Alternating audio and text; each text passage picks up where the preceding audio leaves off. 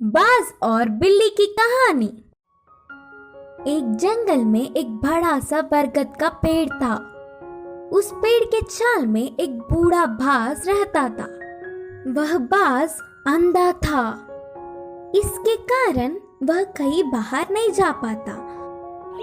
उस पेड़ पे बहुत सारे पंछी भी घोंसला बनाकर अपने बच्चों के साथ रहते थे। वह पंछियां पूरा दिन भोजन ढूंढने में लग जाते। यह बूढ़ा बाज पंछियों के बाहर जाने पर उनकी बच्चों को अच्छे अच्छे कहानियां बोलते हुए ध्यान रखता। शाम को घर लौटने वाले पंछी उनके लाए हुए भोजन में थोड़ा सा बाज को भी देते। ऐसे समय बीतता गया। एक दिन वहाँ से गुजरता हुआ एक बिल्ली पेड़ पे खेल रहे पंछियों के बच्चों को देखा। आहा, बच्चे बहुत नरम हैं। इनका मांस तो बहुत ही अच्छा होगा। इतने स्वादिष्ट खाने को मैं अपने सामने रखकर पूरा जंगल घूमता रहा। सोचकर उन्हें खाने उस पेड़ पर चढ़ गया। उस बिल्ली को देख सारे पंछियों के बच्चे डर के चिल्लाने लगे। वह आवाजें सुनकर बाज शाल से बाहर आकर कौन है वो करके गुस्से में चिल्लाया। उस चिल्लाहट सुनते ही बिल्ली के ऊपर के प्राण ऊपर ही गए। उधर उन बच्चों के अलावा कोई नहीं सोचकर पेड़ चढ़ गया था। पर अब बाज को देख कांपने लगी। बचने के लिए उसे कोई रास्ता नहीं दिखा। जो होगा सो होगा सोचकर साहस करके कहा, हाँ, मैं एक बिल्ली हूँ। आपके आज्ञा के बिना इस पेड़ पर चढ़ के आने के लिए माफी चाहता हूँ। तब तुरंत बाज, क्या तुम बिल्ली हो? पहले इस पेड़ से उतरकर चले जाओ, नहीं तो तुम्हारे प्राण ले लूंगा, बोलकर चेतावनी दी। हाँ, पर अब गुस्सा ना हो। मेरा जन्म बिल्ली जात का होने पर भी उस जात के लक्षण नहीं आए।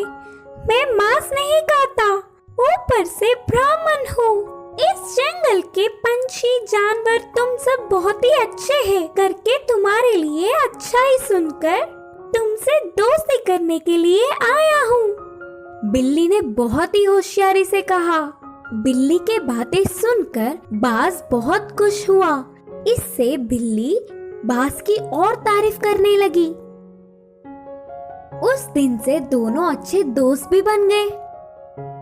तब से हर दिन वह बिल्ली पंछियों के ना होने के समय पर बाज के पास आकर 1 घंटा बातें करके चली जाती। बिल्ली के मीठे मीठे बातों से पंछियों के बच्चे उससे अच्छे से मिल गए। ऐसे कुछ दिन बीत गए। फिर मौका देख हाथ आए हुए हर एक बच्चे को खाना शुरू कर दिया। बिल्ली खाने के बाद बिना किसी को दिखे उन बच्चों के हड्डियों को बाज के रहने वाले चाल में फेंक दिया।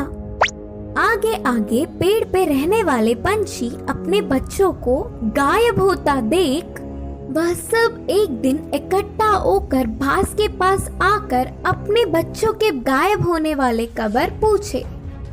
अंधा बाज उसे कुछ नहीं पता, लेकिन सारे पंछी बाज के घर जाकर देखा तो पूरा चाल पंछी के बच्चों की हड्डियों से भरा पड़ा था।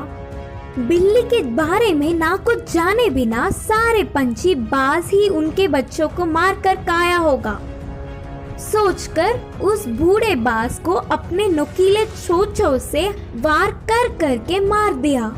करके पीड़ित होते हुए बाज ने अपने प्राण छोड़े। इस कहानी की शिक्षा है कि जन्मजात के लक्षण मरने से भी नहीं मिटते।